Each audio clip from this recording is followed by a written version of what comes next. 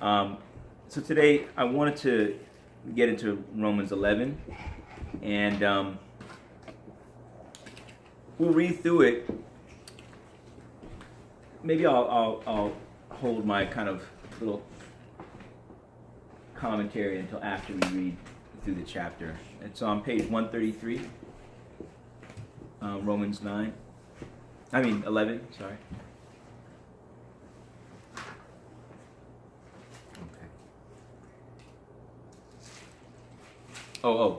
Yeah, this is Romans 11.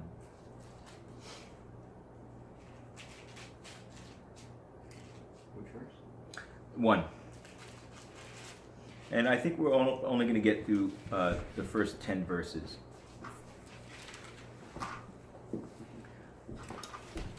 Okay. I ask then, has God rejected his people? By no means. I myself am an Israelite, a descendant of Abraham, a member of the tribe of Benjamin. God has not rejected his people whom he foreknew. Do you not know what the scripture says of Elijah? How he pleads with God against Israel. Lord, they have killed your prophets, they have demolished your altars, and I alone am left, and they seek my life. But what is God's reply to him?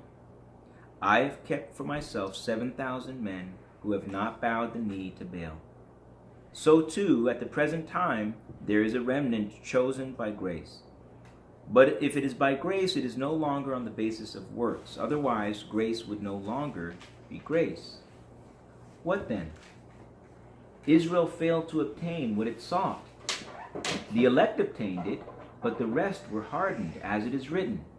God gave them a spirit of stupor, eyes that should not see, and ears that should not hear, down to this very day. And David says, let their feast become a snare and a trap, a pitfall and a retribution for them. Let their eyes be darkened so that they cannot see, and bend their backs forever. So,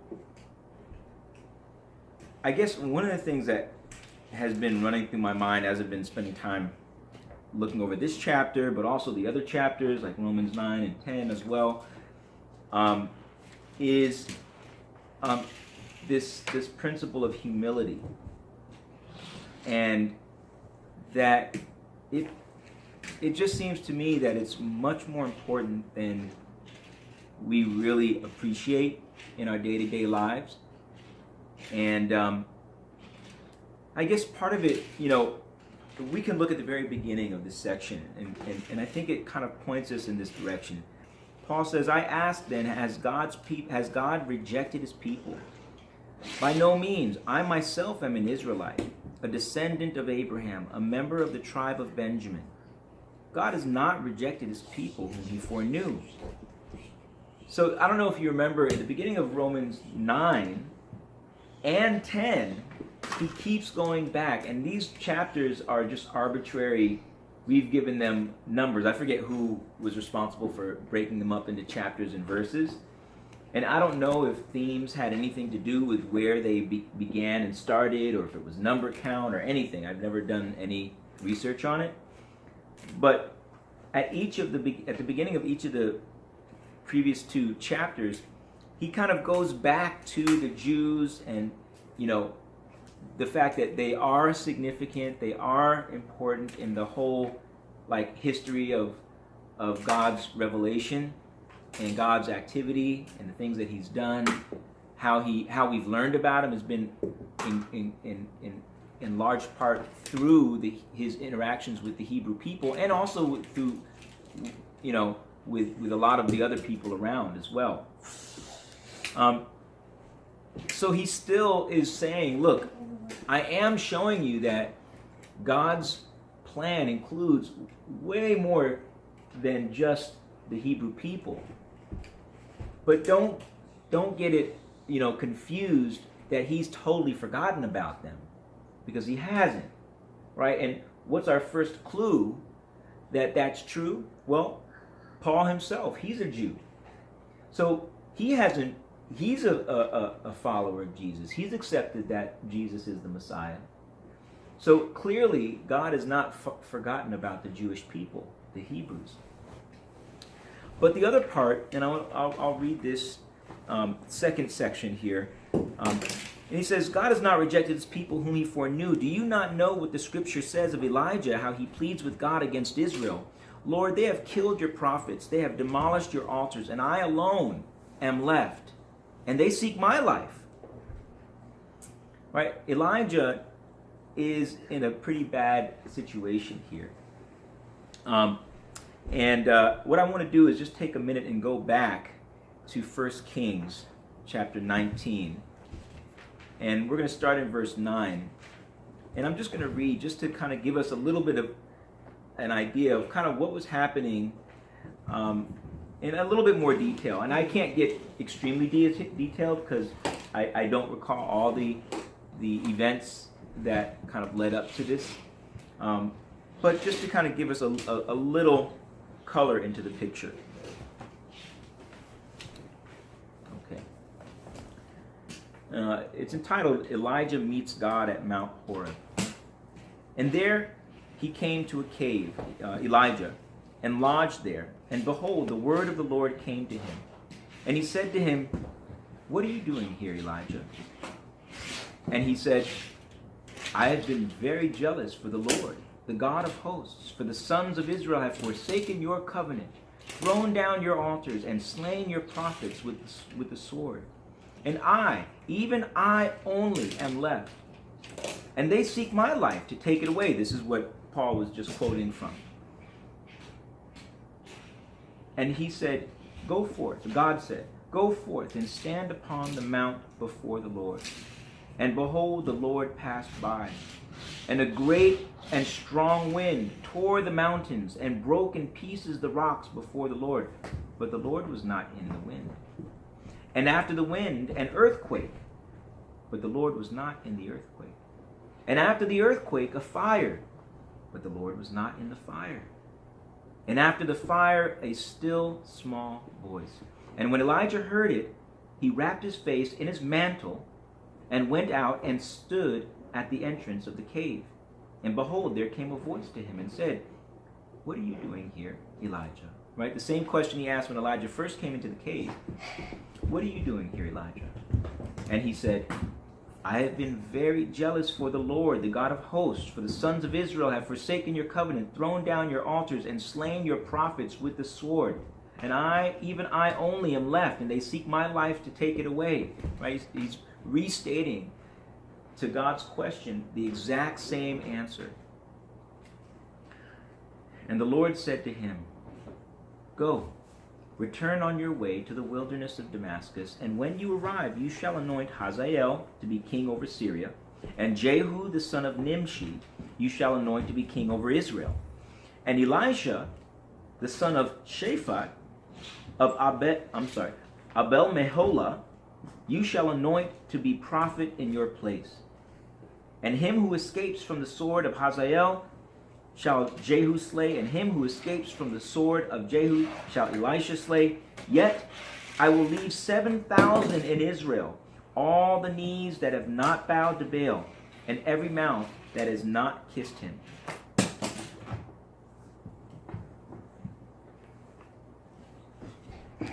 Okay.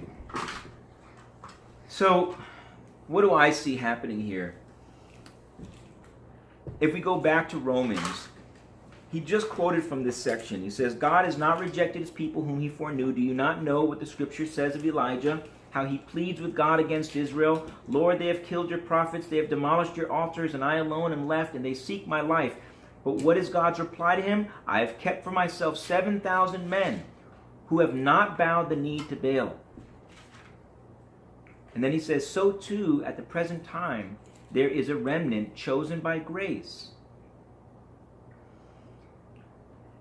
And it made me realize we don't see the whole picture. We think we see the whole picture. Maybe, I'm struggling in a certain area of my life. Sometimes it's my work, or maybe with, some family circumstance, or just feeling like I don't have wisdom about something. But what I'm reminded of is that we just cannot see the whole picture. Look, Elijah felt like there was nobody else who loved God. He didn't know where they were. He couldn't find them. Who else? I mean, think about it. And I'm not just talking about, and including the children, I'm not just talking about people who call themselves Christians. But who else has allowed you to get to know them well enough that you could say, this one truly loves God? They're not perfect, but they are a righteous person, a righteous man or woman. Because they humble themselves when they've done wrong. They strive to be godly and righteous.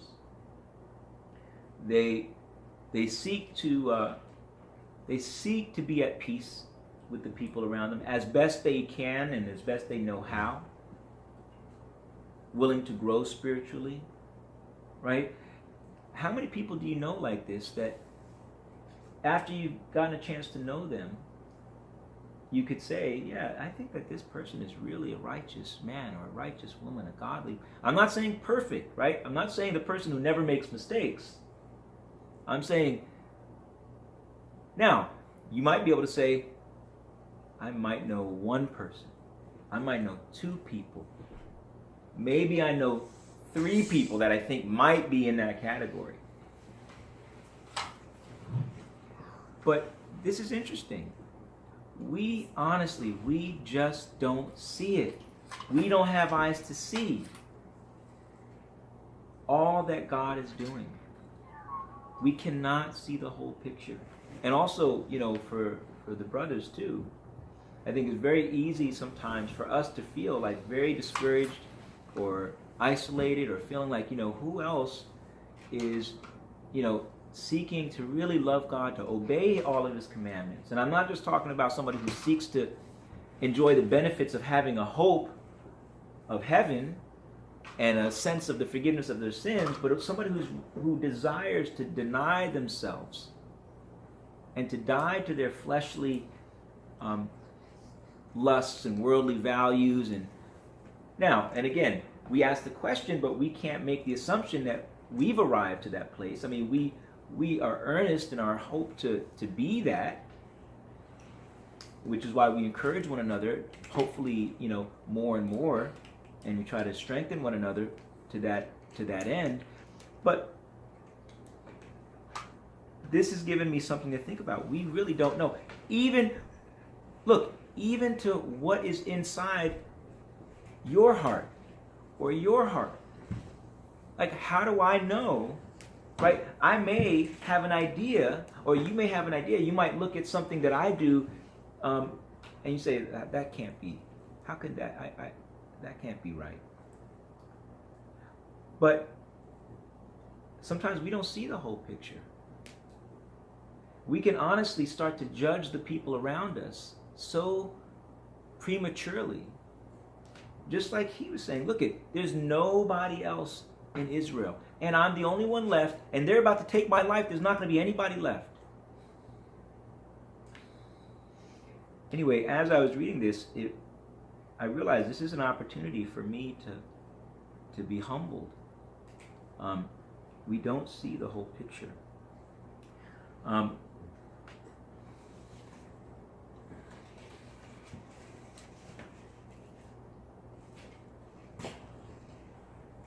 Then he says, so too at the present time there is a remnant chosen by grace. This is in Paul's day. But if it is by grace, it is no longer on the basis of works. Otherwise, grace would no longer be grace. Remember we talked, and children, I don't know if you remember, and children, I don't mean to be disrespectful, not little children, but, young ones. We talked about that grace is like God's kindness, His favor. But it's not just like somebody who you walk by and they say, hey, Daniel, how you doing? Good to see you. That's not great. Grace is actually the person who can, you're going to feel the consequence of their kindness. There's an activity, there's an action that's going to be, you're going to feel the result of their kindness. Okay, so let's just keep that in mind as we're considering what God's grace means.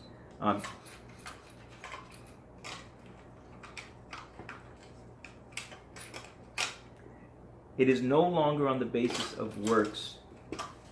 Otherwise, grace would no longer be grace. So all that we receive is because of God's kindness, God's mercy. And this is something that has continued from the previous chapters, right? So it depends not upon man's will or exertion, but upon God's mercy, right? On his kindness that will, what's the phrasing that you were using, Amiri, for work? Actionable, right? So God's kindness is actionable. It's just not a nicety, right?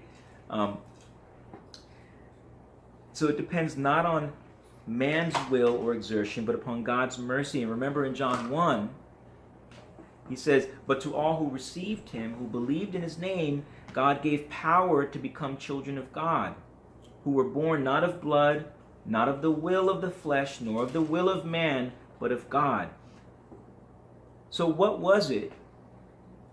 To whom does God show kindness? Actionable kindness. To all who receives him. To all who believe in his name. Again, think back to, I'm not just talking about, and I don't think the Bible is talking about somebody who just says, "Oh yeah, I believe in the concept of a God, of a creator. I believe that maybe even he had a son named Jesus Christ." I'm talking about somebody who says, "I love him and I want to obey him." Not a perfect man, not a perfect woman, but one who loves God. So God, in extending his kindness, his grace, he is giving power to us. To who? He sees something in you that is ready. It's like when a tree is ready to eat. When a fruit is ready to eat, you can't just pluck it off anytime you want and say, "Okay, now it's ready," right? You have to wait till it's ripened.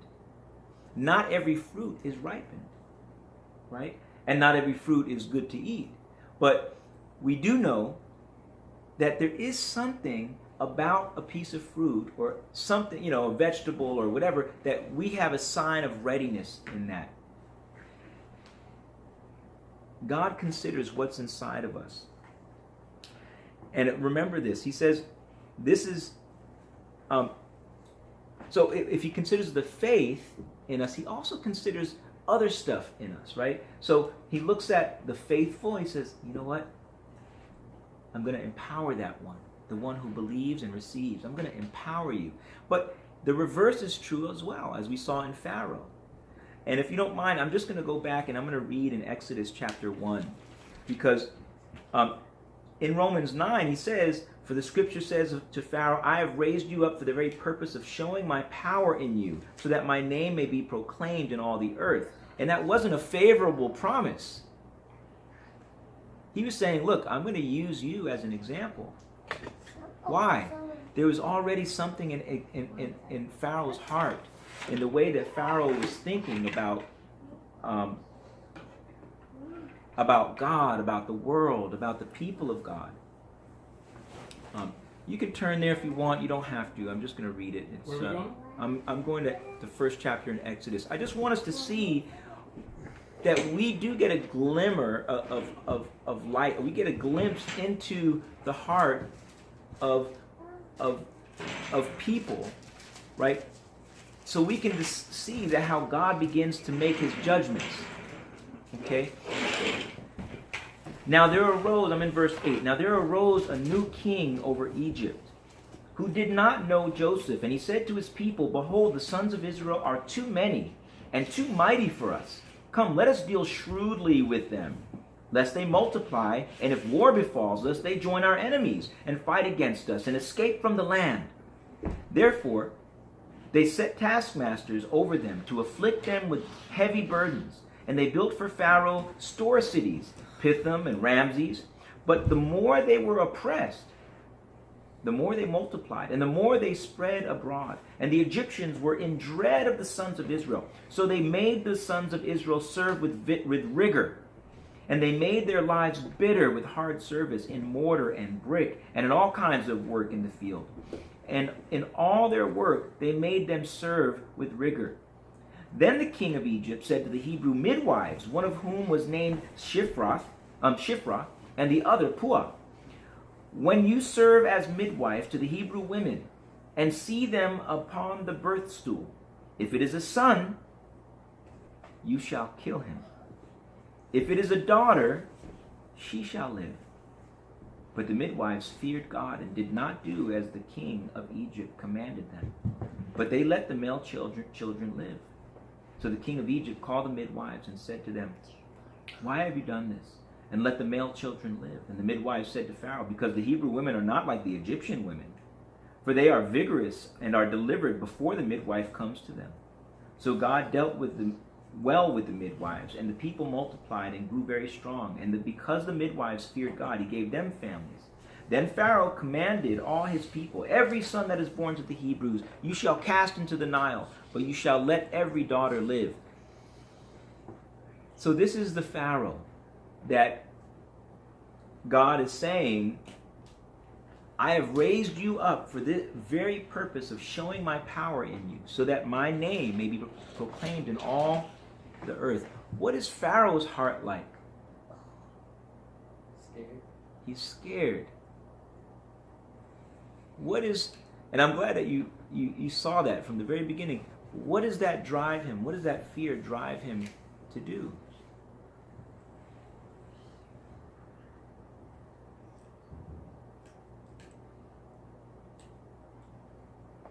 Something great. To kill. Yeah. Anything else? To disobey.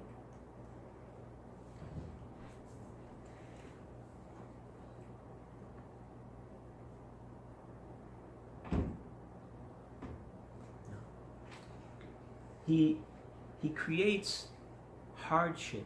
He starts to create controls on the people of God. He says, look,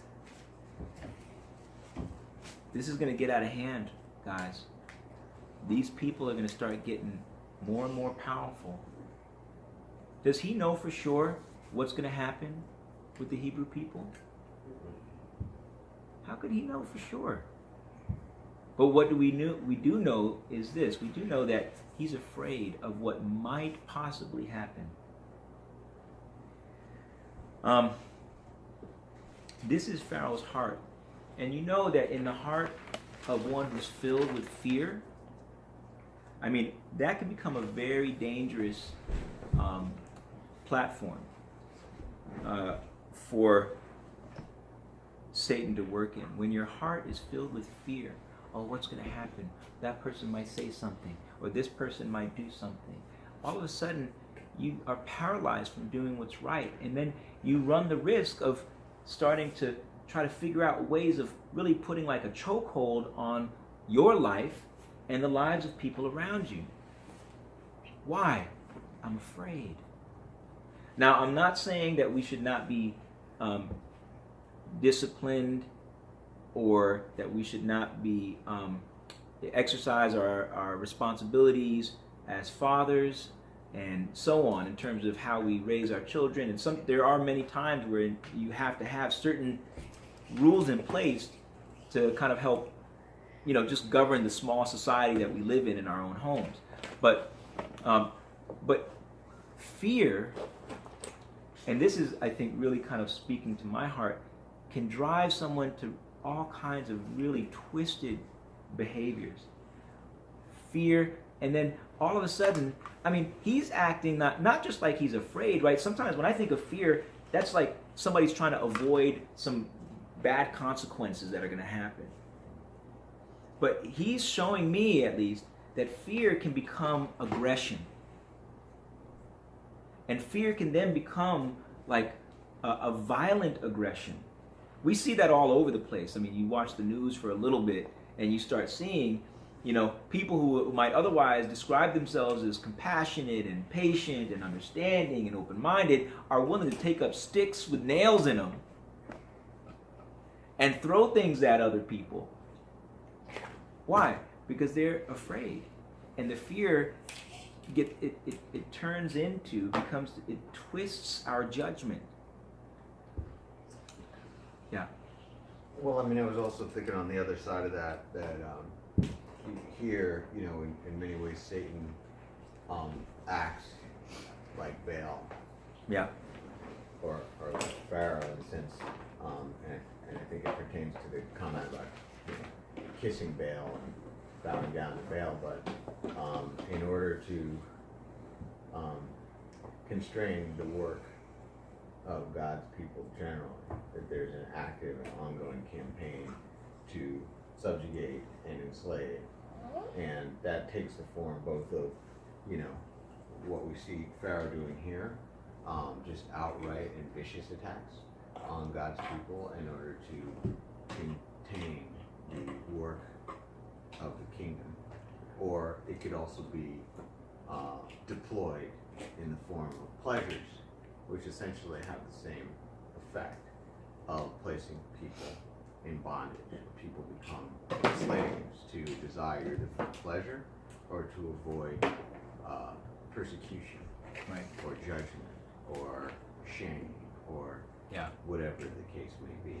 And so I was kind of looking at this from the other angle of, you know, that this is a common methodology that's used in our world by, you know, wicked rulers in order to thwart God's work. And of course, if we bow down to the Lord, then He, you know, is ultimately, we see with the Israelites, delivers us through great adversity, even including bondage to things like vice and sin and pleasure, which, you know, as I said, can be more effective in enslaving people than, you know, punishment,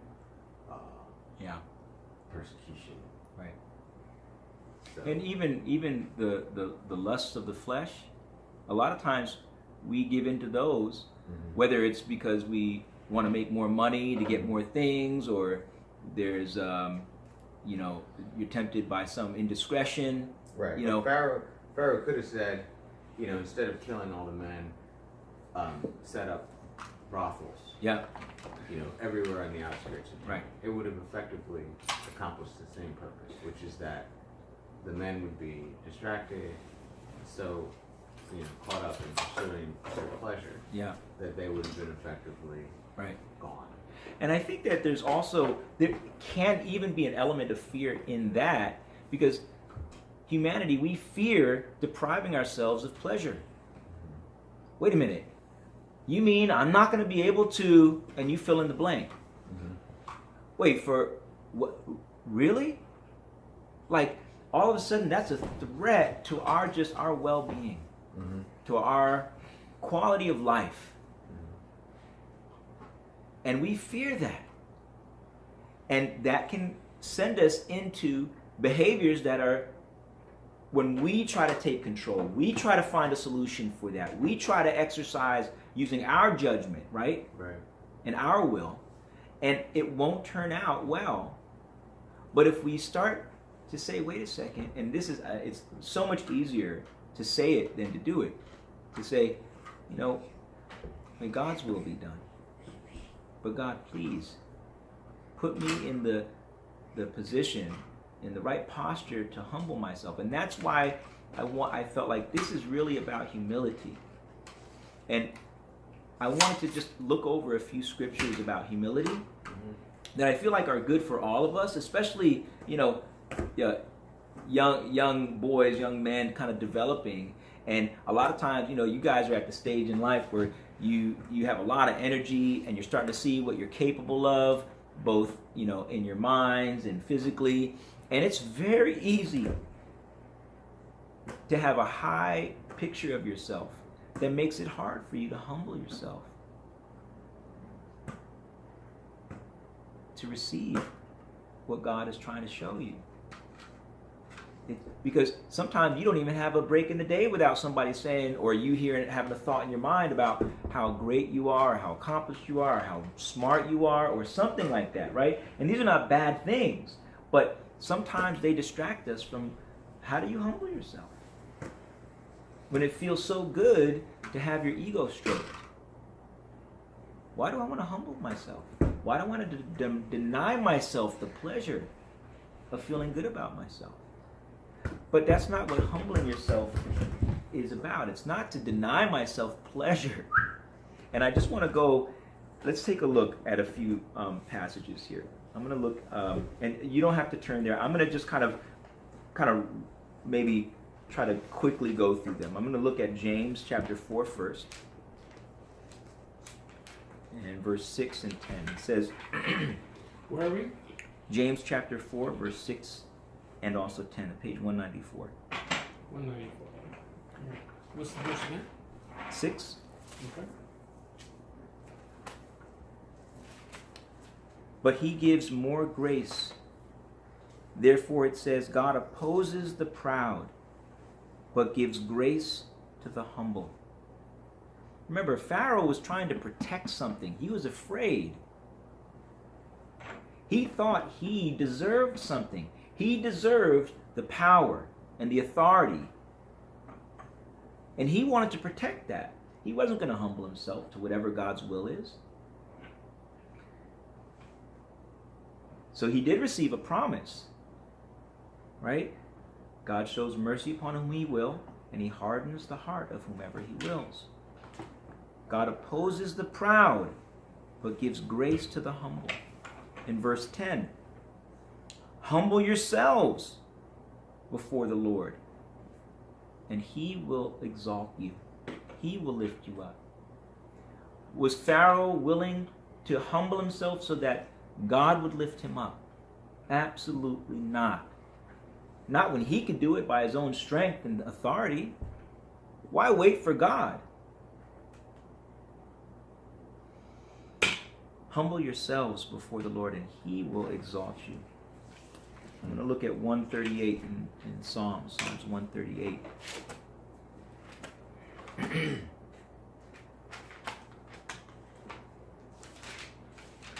Verse 6. That's page 484. For though the Lord is high, he regards the lowly, but the haughty, the prideful, he knows from afar. Let me read that again. For though the Lord is high, he knows from afar. He's not going to come if I find in my own heart that I am full of pride. God is going to be far from me. I'm constantly having to remind myself. Why? Do I have all these reasons to feel great about myself? I don't. But the flesh tries to convince me that I do. So that I'm distracted by maybe delusions of grandeur, right? I'm distracted by these things so that I will not humble myself.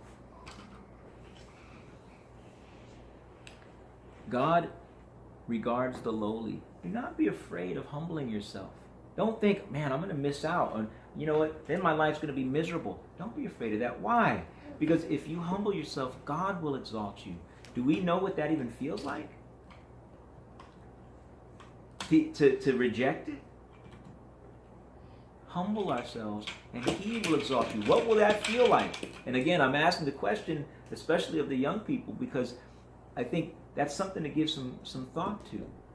Because you may not have experienced what it feels like to be exalted by God. You might not even know what that means. But he is far from the haughty, the prideful. I'm going to look at Proverbs chapter 3.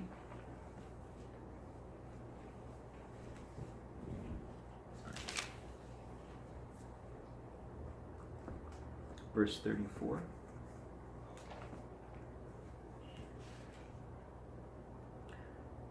Toward the scorners, he or God is scornful, but to the humble, he shows favor. Again, this was not the way of Pharaoh. I'm going to jump over to Proverbs 29, 23. Why am I going through all these passages? I want to underscore the fact that this is not a small thing, and I'm really only scratching. I'm not even scratching the surface. Humbling ourselves is it's one of those things that when you don't want to be humble, you think that's the worst possible idea in the world. I would never do that. Why would I possibly do that? What are you trying to take away from me? My freedom to just do what I want? But that's a misunderstanding. Proverbs 29, verse 23. A man's pride will bring him low, but he who is lowly in spirit will obtain honor. The same principle there from James. 5. Okay, great, perfect. Okay. Same principle there. A man's pride will bring him low. Did Pharaoh's pride bring him low? Do we remember what ended up happening to Pharaoh and the Egyptians? He had this whole master plan to eliminate the male children. What ends up happening? The firstborn of the Egyptians die, including his own son. And all his soldiers that he sends after the Hebrew people, they all perish. And then the Egyptians suffer through all these terrible ailments, the plagues. Just one thing after another. Why? Part of his condition, he could not humble himself. He couldn't even see ahead, right? We don't know. We couldn't even see ahead of. He couldn't see ahead of himself to know what trouble he was going to get himself into, and the fact that this was going to affect a lot of other people. Matthew 23, verse 12.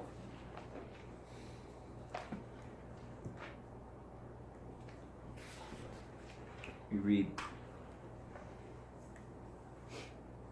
"He who is greatest among you shall be your servant.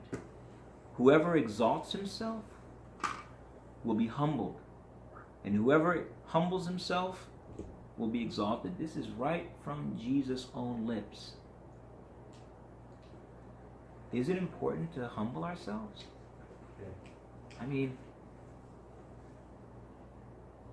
This is not now. It's not just an abstract principle. It's not just this idea now. We're saying Jesus, all his commands were about real life. What are we going to do today? Luke 22. This is the last one from the Gospels.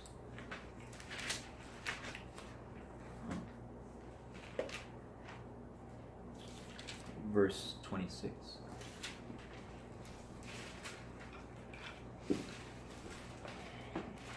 Jesus again says, "The kings of the Gentiles exercise lordship over them, and those in authority over them are called benefactors. But not so with you. Rather, let the greatest among you become as the youngest, and the leader as one who serves. For which is the greater, one who sits at table or one who serves?" So which is greater? The one who sits at the table and is being served, or the one who's serving? How would you answer that? You might know the right answer, but like in just daily, who would have a little bit more of the esteem? The person sitting at the table, or the person serving? The one sitting at the table. Right. Where should we be in relation to Jesus? Should we be the one sitting back at the table and just letting him serve us? Or should we be serving him as though he's at the table? Serving him. Listen to what Jesus says. "For which is greater, one who sits at table or one who serves? Is it not the one who sits at table? But I am among you as one who serves." What role did Jesus take? Serving. He was a servant. He humbled himself. If Jesus, our Messiah, our King, is willing to humble himself, why not me? Why not you?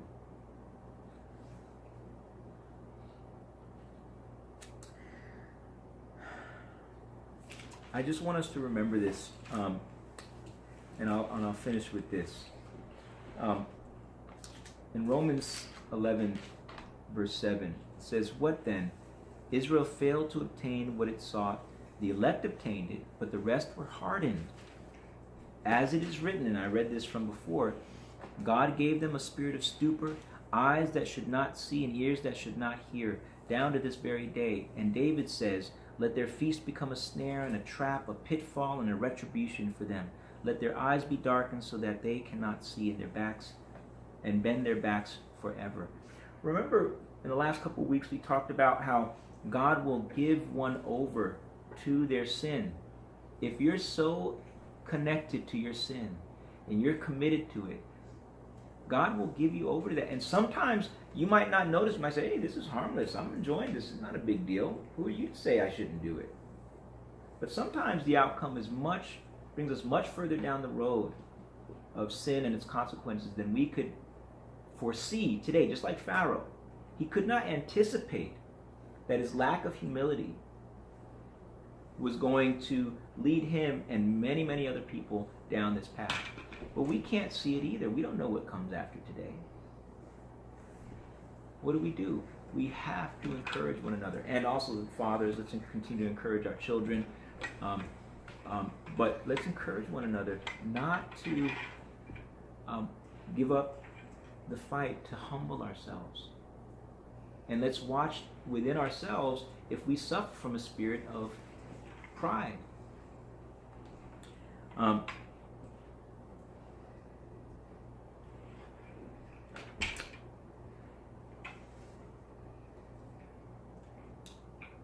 I want to encourage you, all of us, to do what we can throughout each of the moments throughout the day, to just see, is there a way for us to humble ourselves in a conversation, in a communication, or just when we're walking around by ourselves? How can I humble myself in this moment? That's it.